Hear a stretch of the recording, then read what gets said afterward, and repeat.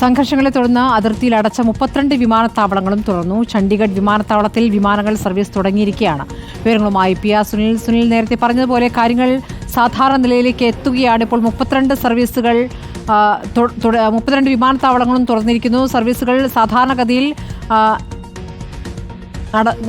തുടങ്ങിക്കഴിഞ്ഞോ?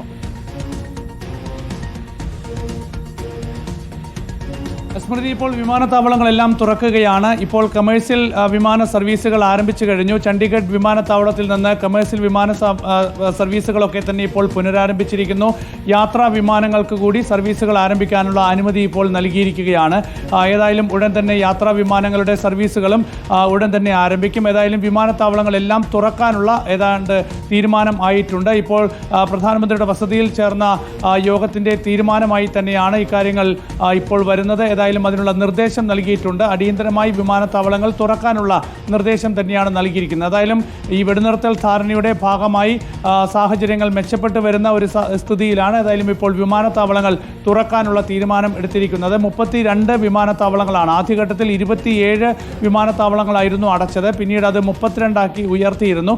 ഏതായാലും ഇപ്പോൾ എല്ലാ വിമാനത്താവളങ്ങളുടെയും പ്രവർത്തനം സാധാരണ നിലയിലാക്കാനുള്ള തീരുമാനം ഇപ്പോൾ കേന്ദ്ര സർക്കാർ എടുത്തിരിക്കുകയാണ്. അതിൻ്റെ ഭാഗമായി ഇപ്പോൾ കമേഴ്സ്യൽ വിമാന സർവീസുകൾ ആരംഭിച്ചിട്ടുണ്ട്. ഇപ്പോൾ യാത്രാ വിമാന സർവീസുകൾ ഉടൻ തന്നെ തുടങ്ങും. ഏതായാലും അതിൻ്റെ നടപടിക്രമങ്ങൾ ആരംഭിച്ചിരിക്കുകയാണ്. ഏതായാലും വിമാനത്താവളങ്ങളുടെ പ്രവർത്തനം സാധാരണ നിലയിലാക്കാനുള്ള നിർദ്ദേശം നൽകി കഴിഞ്ഞു. ശരി, PR സുനിലാണ് വിവരങ്ങൾ നൽകിയത്. 32 വിമാനത്താവളങ്ങളും ഇപ്പോൾ തുറന്നിരിക്കുന്നു എന്നുള്ള വിവരമാണ് PR സുനിൽ നൽകിയത്.